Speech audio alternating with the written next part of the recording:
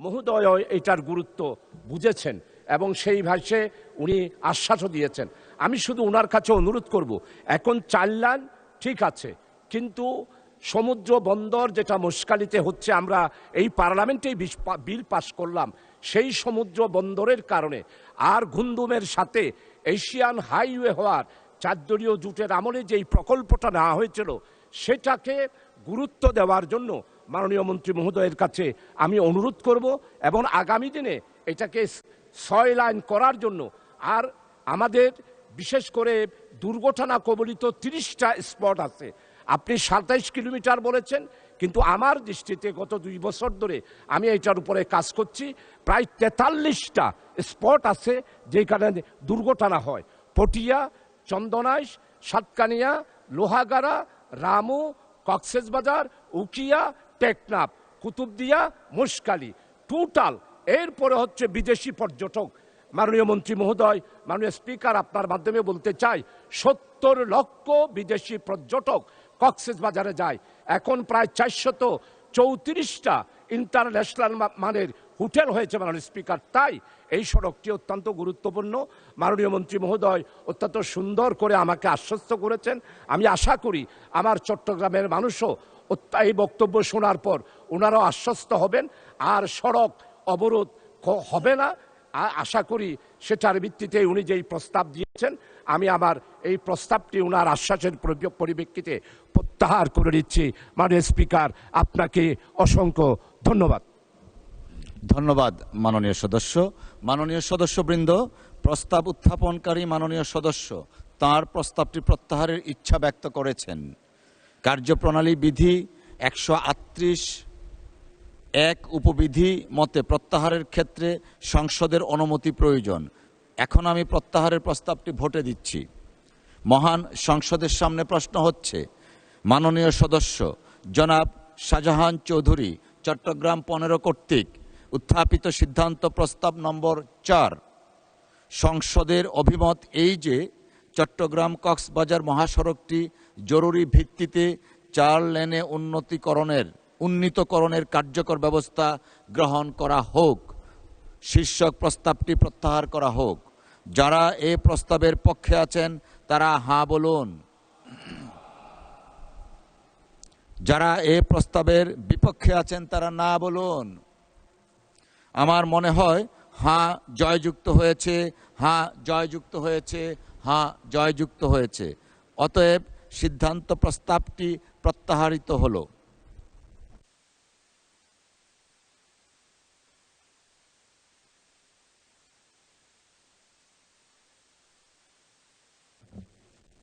মাননীয় সদস্যবৃন্দ, আমি এখন মাননীয় সদস্য জনাব জয়নুল আবিদিন বরিশাল 3 কে তার সিদ্ধান্ত প্রস্তাবের পক্ষে বক্তব্য রাখার জন্য আহ্বান জানাচ্ছি। আপনার সময় 5 মিনিট। ধন্যবাদ। মাননীয় স্পিকার, আপনাকে ধন্যবাদ। আমি আল্লাহর কাছে শুকরিয়া আদায় করছি যে আমার এই সিদ্ধান্ত প্রস্তাব উত্থাপনকালে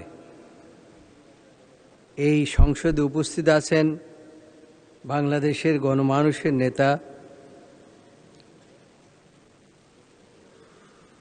মাননীয় প্রধানমন্ত্রী জনাব তারেক রহমান। আমি কিছু কথা বলতে চাই মাননীয় স্পিকার। মাইলর্ড এসে যায়, সেটা হচ্ছে মাইলর্ড। মাননীয় সদস্য, হ্যাঁ, আমি আপনি দুজনেই মাইলর্ড বলে অভ্যস্ত। মাইলর্ড আসছে, এখন আমরা মাননীয় স্পিকারে থাকি। ধন্যবাদ আপনাকে। আমি যে কথা বলতে চাচ্ছিলাম না তা বলতে হচ্ছে আজকে। তার কারণ সমস্ত শরীরে যার ব্যথা, সে কোথায় তার মলম দিয়ে তার ব্যথা শেষ করবে, উপশম করবে। আপনি জানেন যে 2018 সনে আমি আমাদের সাবেক প্রধানমন্ত্রী আপসীর নেত্রী বেগম খালেদা জিয়া এই বরিশাল 3 আসনে আমাকে মনোনয়ন দিয়েছিলেন। তখন আমি দেশের সর্বোচ্চ আদালতের সভাপতির দায়িত্ব পালন করছিলাম। সেই শক্তি নিয়ে আমি নির্বাচনে অংশগ্রহণ করেছিলাম। রাত 8টা পর্যন্ত টেলিভিশনে ঘোষণা হলো যে আমি 14,500 ভোটে আমি জিতে গিয়েছি। পরবর্তীতে আমার বাবুগঞ্জের একটি নির্বাচনী এলাকার থেকে যুদ্ধ করে পুলিশ বাহিনী এবং যৌথ বাহিনী সমস্ত ব্যালট বাক্স ছিনিয়ে নিয়ে যায় এবং ছিনিয়ে নিয়ে গিয়ে আমার যে ভোটগুলো এগুলো ফেলে দিয়ে আমাকে 6,500 ভোটে আমাকে পরাজিত হিসাবে ঘোষণা করেন। সেই ক্ষোভে আমার এলাকায় কোনো উন্নয়নই হয় নাই। সেই জন্য আমি বারবার বলি যে আমার এলাকায় নাই নাই নাই নাই কিছু নাই, রাস্তা নাই, ঘাট নাই, শিক্ষা প্রতিষ্ঠান নাই, ব্রিজ নাই, কালভার্ট নাই, কিছুই নাই। সেই জন্য আমি বলি নাই নাই নাই। মাননীয় স্পিকার, আজকে যে আমি সিদ্ধান্ত প্রস্তাবটি এনেছি সেটা হচ্ছে, আপনি জানেন যে বর্তমান অবস্থায় কারিগরি শিক্ষা ব্যতীত পৃথিবীর কোথাও কোনো চাকরি পাওয়া যায় না, এমনকি দেশের মধ্যেও চাকরির কোনো ব্যবস্থা নাই। আমার এলাকায় হাজার হাজার বেকার যুবক ঘোরাফেরা করে। তারা বলেছিলেন ভবিষ্যতে নির্বাচিত হলে আপনি আমাদের জন্য কি করবেন। আমি বলেছিলাম যে আমাদের নেতা জনাব তারেক রহমান বলেছেন এই দেশ হবে একটি সমৃদ্ধশালী দেশ এবং এখানে কোনো বেকার থাকবে না। আমি এই আশ্বাসই দিয়েছিলাম।